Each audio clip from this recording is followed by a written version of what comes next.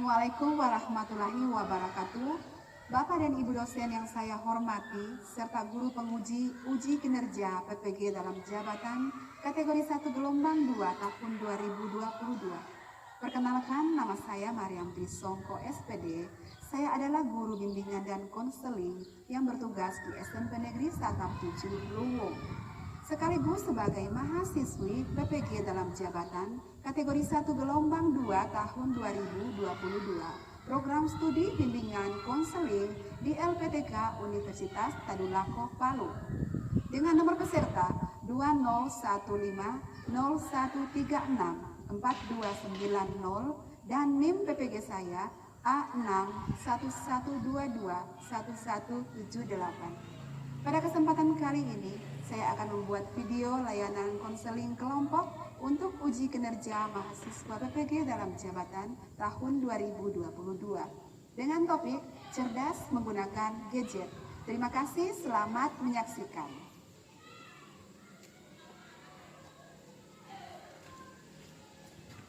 Ya, selamat sore. Ambil posisi di tempat masing-masing ya.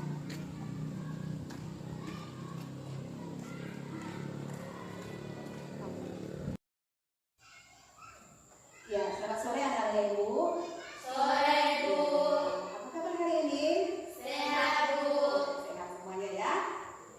Terima kasih karena anak-anak Ibu sudah datang ke sini ke ruangan ini memenuhi undangan yang Ibu ya. Sore ini kita akan mengadakan kegiatan konseling kelompok.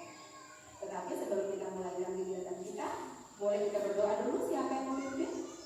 Kartika, silakan. Teman-teman, sebelum kita melakukan kegiatan ini, marilah kita berdoa menurut agama dan keyakinan kita masing-masing. Berdoa dimulai.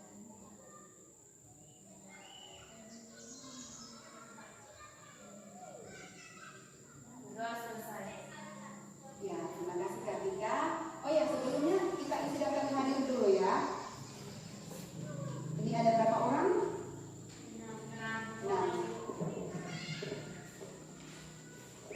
Tolong sini pakai tulisan. Nanti dikat. Ayo isi daftar hadir dulu, dimulai dari Kartika ya. Tulis namanya nak. Bergiliran ya.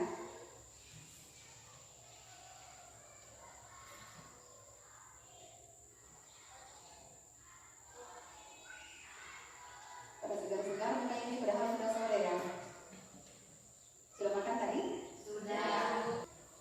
Ya, oke, terima kasih Eca. Ya, jadi apakah Ibu sudah pernah jelaskan apa itu tujuan konseling kelompok? Sudah, Bu. Sudah, tapi masih lupa berarti. Iya, agak sedikit. Ya, Ibu jelaskan lagi ya. Jadi tujuan dari konseling kelompok itu adalah dimana di sini Ibu sebagai konselor, Ibu akan membantu anak-anak untuk mengatasi permasalahan yang dihadapi. Jadi di sini nanti kita akan masing-masing mengemukakan atau menyampaikan permasalahan masing-masing ya. Misalnya Kartika sampaikan apa jadi masalahnya, Elsa demikian, terus Salo, Renata juga Eja ya. Adapun tujuannya adalah untuk menyelesaikan masalah yang dibahas hari ini. Jadi masalah yang dibahas hari ini harus selesai hari ini, tidak boleh ditunda sampai besok. Begitu ya. Kemudian ini juga akan jadi ajang kalian mengembangkan kemampuan.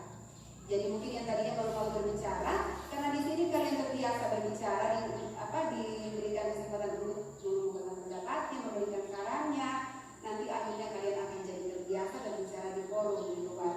Misalnya ada acara-acara apa di kampung, nanti tiba-tiba ada pesta misalnya, tidak ada MC. Ayo Kartika, kalau sudah terbiasa bicara, dari kebiasaan begini akan terbawa sampai di luar. Toh? Ya, jadi semoga kegiatan kita hari ini boleh bermanfaat. Masih ada yang suka malu-malu di sini? Masih ada. Lagi Rena. Iya, oke. Jadi dalam kegiatan ini nanti usahakan nanti untuk bersuara ya, biar malu-malunya pergi. Kemudian di sini juga dilatih untuk lebih peka, ya, lebih peka. Bagaimana peka? Lebih peduli kepada teman, kepada sesama. Misalnya ada teman yang memiliki masalah, kita harus lebih peduli, lebih peka akan masalah yang dihadapi teman. Misalnya Elsa nih sudah berapa minggu tidak ke sekolah,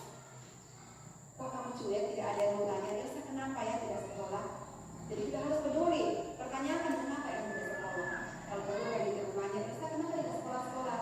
Mungkin karena kasihan Elsa sakit, tapi tidak punya pulsa untuk menghubungi, begitu kan? Jadi kita harus lebih peduli teman-teman. Jadi dalam konseling ini juga ibu adalah pemimpin di sini dan anak-anak ibu adalah anggota kelompoknya. Bagaimana kalau kita kasih nama kelompok kita? Kira-kira nama kelompok apa ya? Nama kelompoknya bagaimana kalau kelompok SMART? Boleh, setuju? Iya, SMART ya. Ada kan biasa kalau handphone disebut smartphone, kalau kita disebut smart people berarti ya, atau smart group atau grup yang pintar-pintar.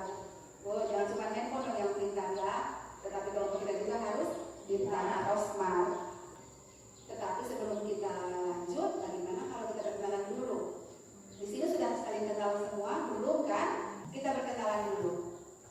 Berkenalannya dengan menyebut nama, kemudian menyebutkan nama suku, ya. Dimulai dari siapa? Kartika. Oke. Perkenalkan, nama saya Kartika Siga dan saya suku Saluan. Lanjut.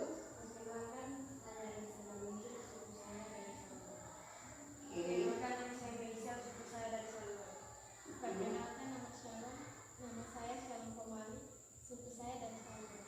Perkenalkan, nama saya Renta Gadang dan suku saya Pamona. Perkenalkan, nama saya Meisha, suku saya Andis. Berarti di sini ada 4 yang suku Saluan, ada 2 yang berbeda ya. Berarti ada suku apa tadi Renata? Pamona. Kalau Resya sukunya Bugis, ya. Tetapi walaupun kita berbeda, di sini kita adalah satu ya, karena kita menghargai perbedaan. Karena berbeda-beda tetapi tetap satu. Apa istilahnya? Iya, Bhinneka Tunggal Ika. Dalam konseling kelompok ini juga ada asas yang harus kita pegang, ya, ingat baik-baik. Yang pertama adalah asas kerahasiaan. Maksudnya di sini masalah apapun yang kita bahas di ruangan ini kita rahasiakan, jangan lagi kita bawa keluar cerita sama teman-teman, ya. Cukup kita yang tahu. Itu asas kerahasiaan. Kemudian asas yang kedua adalah asas kesukarelaan. Ibu mau tanya, tadi ibu undang ke sini, kamu ada yang paksa? Tidak. Ada yang marah? Ayo pergi sana. Tidak. Atau ibu yang paksa datang ke sini, cepat masuk sini? Tidak. Tidak ada. Berarti secara sukarela kalian ada di sini ya.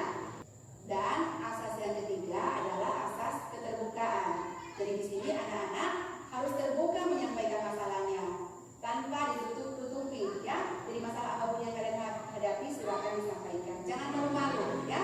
Seperti tadi disampaikan, jangan malu-malu. Pokoknya dibuka saja, terbuka. Jadi kita bisa tahu masalahnya apa. Kemudian asas kenormatifan.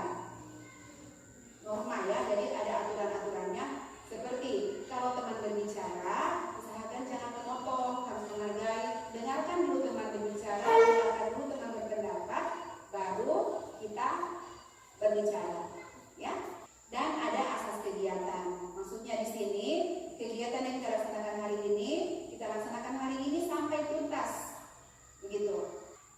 Kemudian pertemuan kita hari ini akan kita laksanakan selama 1 kali 40 menit. Boleh? Boleh. Ya? Oke. Kalau begitu, ibu mengharapkan anak-anak untuk terlibat aktif sebentar ya dalam kegiatan konseling kelompok ini. Tetapi sebelum kita lanjut, bagaimana kalau kita ucapkan dulu janji KKP? KKP itu adalah konseling kelompok ya. Janji KKP. Kartika boleh baca ini? Iya. Kartika baca, kemudian diikuti teman-teman ya. Janji KKP. Janji KKP. Dengan ini saya menyatakan bahwa saya siap menerima dan menyimpan segala sesuatu yang berhubungan dengan proses konseling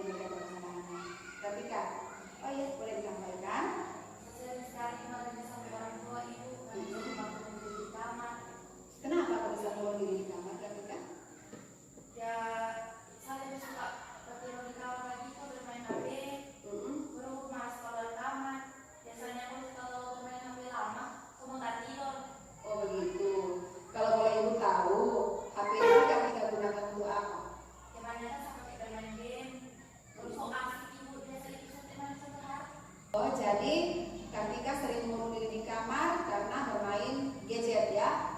Gadget itu HP ya. Jadi dimarah orang tua. Seperti itu. Jadi kalau siapa lagi yang menyampaikan masalahnya? Resya. Teman-teman bilang saya cantik ibu, cuma kalau satu ketemu orang sama lu. Gitu. Resya padahal cantik ya. Iya. Biasanya kalau orang cantik tidak malu kalau ketemu orang banyak. Malah biasanya dengan terpesona begitu. Tapi kok Resya lain atau karena kurang percaya diri Resya? Oh, kurang percaya diri. Oh, seperti itu. Nah, kalau yang lain siapa? Saya ibu. Bisa? Apa yang mau disampaikan? Ibu saya sering terlambat ke sekolah karena terlambat bangun. Terlambat bangun pagi. Siapa yang masih bangun selalu bangun pagi? Mama. Mama. Memang bisa tidak cepat tidur malam? Ada ibu cuma tidak tahu kenapa susah bangun keluar pagi. Susah bangun pagi. Kayaknya harus disiram air supaya gitu ya. Ya, yang lain ada lagi? Saya ibu. Kalau saya supaya tidak suka pelajaran matematika. Aduh, kenapa pelajaran matematika? Karena tidak tahu banyak tulis. Dan kalau itu, tapi nilainya Elsa bagaimana matematika? Cukup ibu. Cukup, nilai C di rapor. Aduh. Ya, yang lain siapa? Renata? Atau siapa? Saya ibu. Oh, Renata. Saya selalu ikut kalau pembicaraan yang lain. Kenapa bisa gugup? Bagaimana? Kalau gugupnya Renata bagaimana? Sering bahas suara dingin. Suara dingin, keringat dingin ya? Oh, kalau ketemu orang lain atau bisa dengan orang lain, keringat dingin. Kayaknya ini cocok untuk Renata ya, dia ada di sini ya, karena kita kan di sini untuk belajar mengembangkan pendapat. Jadi nanti mudah-mudahan Rena ketika ada di sini dia akan sudah tidak gugup lagi bertemu atau berbicara dengan orang lain. Ya Rena ya. Kalau Shalom bagaimana? Nilai pelajaran saya jelek. Ya, hampir sama dengan Elsa. Siapa tadi yang matematikanya ini? Saya. Elsa. Ya, sama dengan Elsa. Iya ibu. Selalu jelek, selalu semua jelek. Iya ibu. Waduh, lebih parah berarti dari Elsa. Nah, terus kira-kira kenapa sampai Salom ini malas kerjakan tugas? Saya malas. Malas? Saya malas ibu. Malas karena kenapa?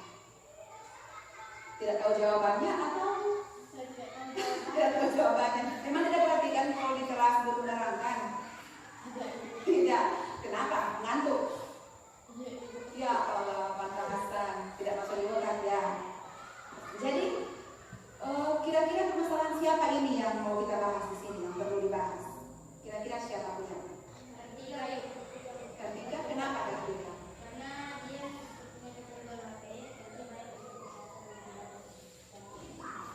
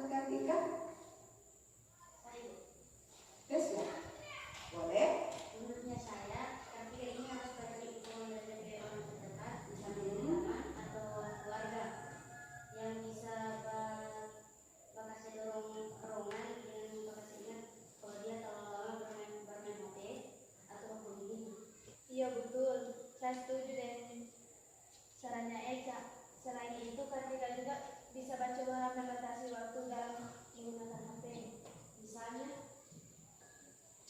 Misalnya kasih batasan waktu dalam satu hari berapa jam bermain game, berapa jam juga bekerja tugas. Itu juga Iya, betul itu ya, betul itu kan kita ingat.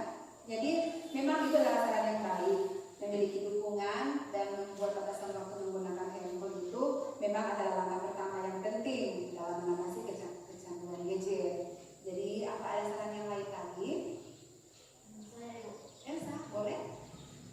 Waktu yang kita kita untuk bermain HP kan bisa diganti dengan kegiatan yang lain Iya, yang bisa bermanfaat.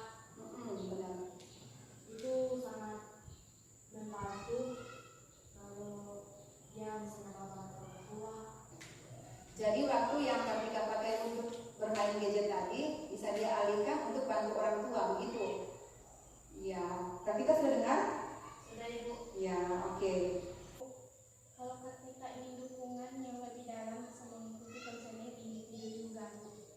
Iya, terima kasih atas saran-saran dari anak ibu buat Kartika. Jadi memang benar mengidentifikasi hobi yang baru. Kartika tidak punya hobi yang baru, misalnya suka main voli atau apa? Ada ibu. Suka main voli. Tapi karena main game sudah tidak tahu ingin main voli. Iya, padahal itu bisa Kartika gunakan untuk menghilangkan kecanduan main gadgetnya, main game itu ya. Bisa seperti itu. Kemudian juga dukungan dan upaya yang konsisten itu bisa mencapai perubahan positif. Ada lagi untuk mau ngasih komentar? Saya ibu. Elsa, boleh Elsa? Kita bisa coba ajak kita bergabung dalam kegiatan di luar atau di kelompok hobi yang menarik dengannya.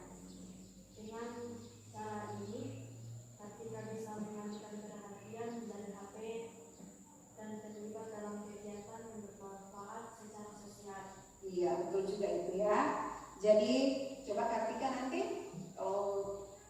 dipikir daripada main game terus, mungkin Kartika bisa terlibat dalam kegiatan sosial. Misalnya di kampung ada kegiatan misalnya ada korban banjir. Nah, terus ada remaja-remaja mungkin, kemudian Eca juga di kampung ada yang korban banjir.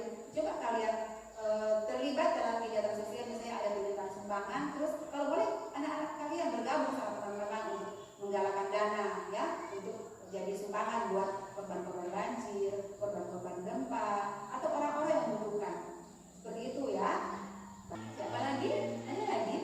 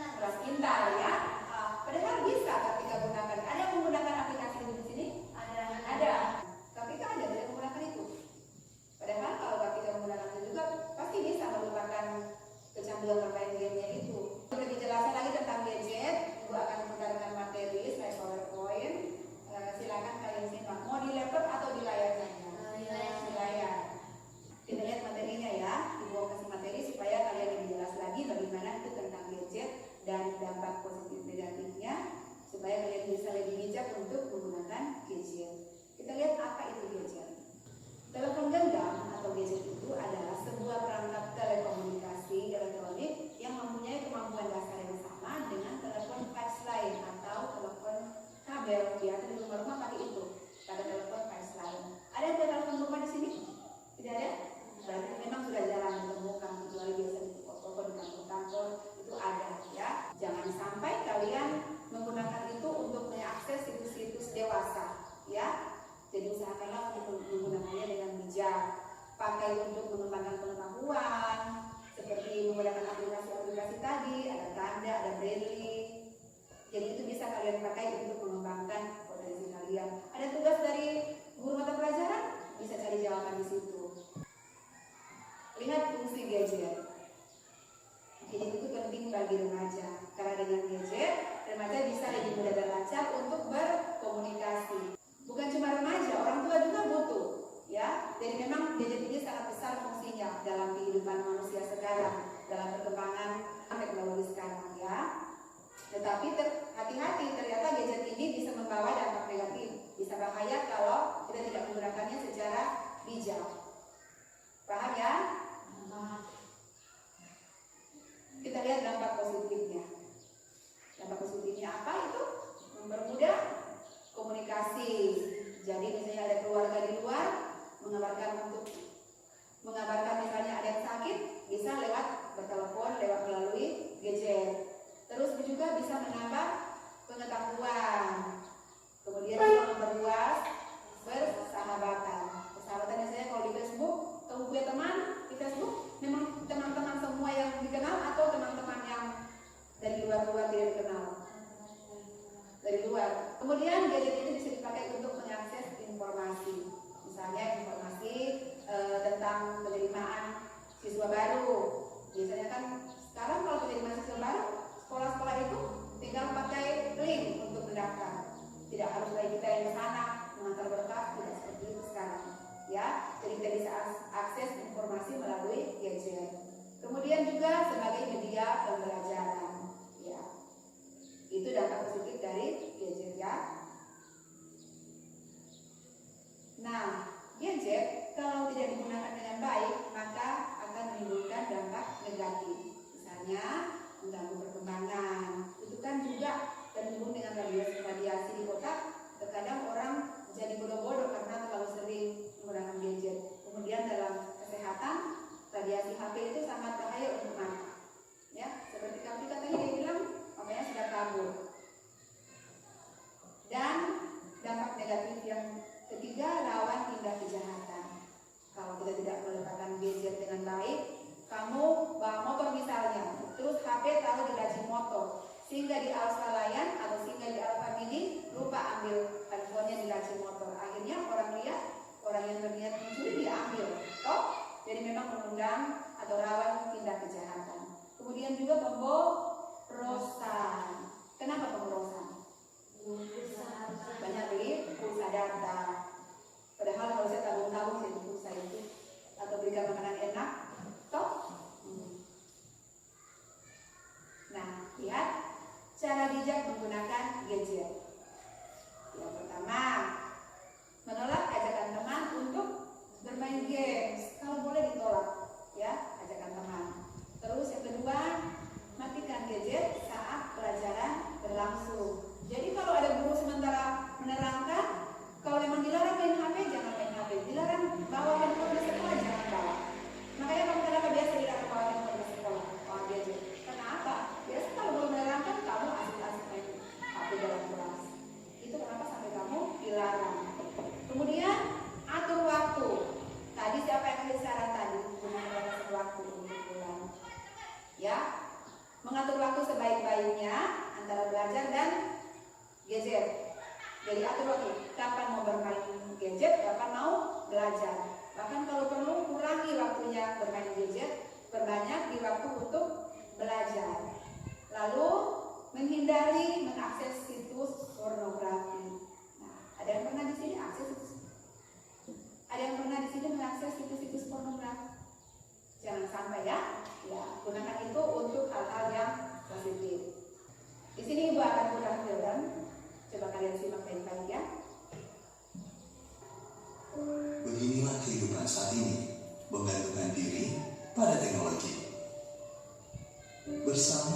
meja, tapi sibuk sendiri.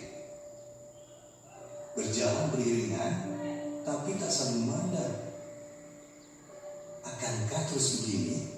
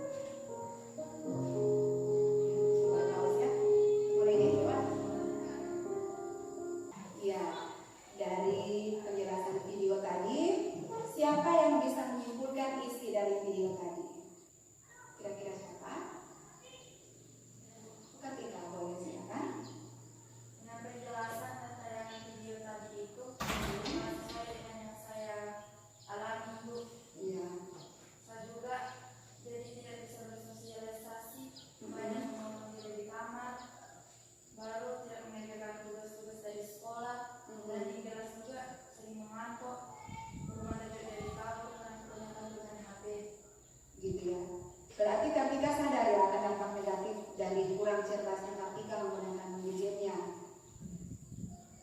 Sadar ya? Oke. Baik, setelah mendengarkan saran-saran dari teman-teman Kartika tadi, terus juga ada solusi-solusi dari mereka, kira-kira Kartika ada keinginan tidak untuk menggunakan gadgetnya dengan cerdas? Ada, Bu. Ada keinginan? Ada. Saya keinginan untuk merubah sifat buruk yang saya lakukan. Ya. Kalau begitu, agar kita bisa tahu ke depannya Kartika akan seperti apa, Ibu persilakan Kartika untuk menulis perencanaannya ya. Ini sebagai kontrak perilaku Kartika, bahwa kalau saat ini mungkin dia sering bermain gadget, Kartika tuliskan rencananya. Kira-kira Kartika mau perubahan apa yang terjadi? Misalnya hari ini Kartika mau main gadget cukup 5 jam. Kalau memang bisa, berarti Kartika berubah, mengalami perubahan. Ya, kalau memang Kartika bisa melaksanakan itu, mau buat perencanaan, kira-kira agenda Kartika apa? Kalau misalnya hari ini Kartika mau apa, mau melakukan apa, supaya bisa melupakan kebiasaan bermain gadgetnya. Melakukan kegiatan membersihkan rumah. Nah, itu bisa Kartika tulis di situ. Coba ditulis ya.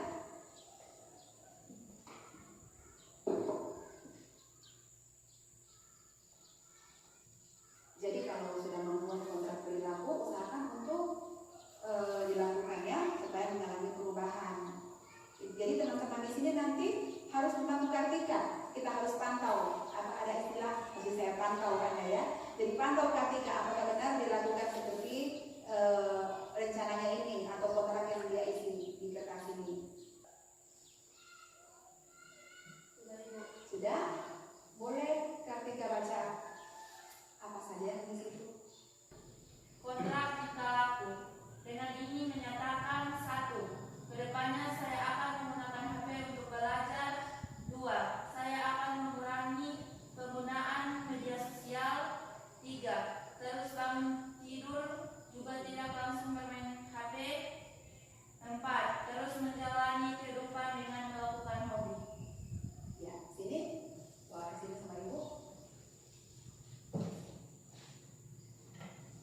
Saat Kartika menuliskan ini dan membacakannya di hadapan Ibu dan teman-teman, Kartika yakin akan melaksanakan sesuai rencananya? Yakin, Bu. Yakin? Ya, teman-teman Kartika, anak-anak Ibu, untuk bisa membantu Kartika mencapai target perencanaannya, kita yang ada dalam anggota kelompok ini harus membantu Kartika ya. Dan kalau Kartika melanggar janjinya, apa yang hukuman buat dia? Bagaimana kalau kita suruh Kartika mengulang menulis janjinya ini, menulis kontraknya itu sebanyak 20 halaman? Boleh, artinya, iya kan? Iya, Kartika dengar? Setuju teman-teman. Terus kalau dia bisa mencapai targetnya ini, apa reward buat Kartika? Apa yang kita mau sama Kartika? Atau Kartika sendiri mungkin akan berikan reward untuk dirinya Kartika sendiri, kira-kira? Ingin beli makanan, Bu. Beli makanan enak. Iya. Ajak-ajak teman-teman ya, ajak ibu juga ya.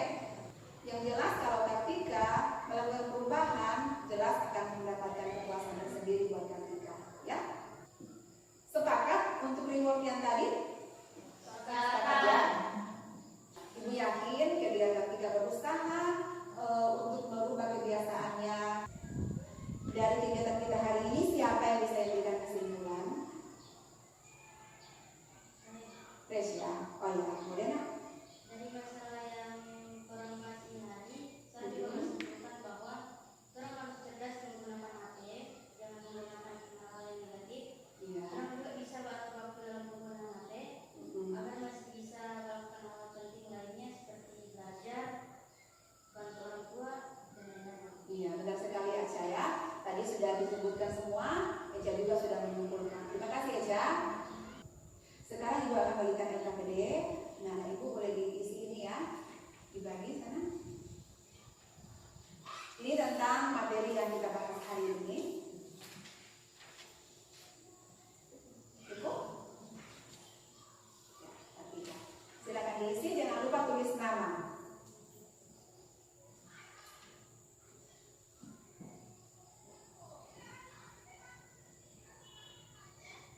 Jadi dari pengertian dan fungsi gadget tadi silakan ditulis.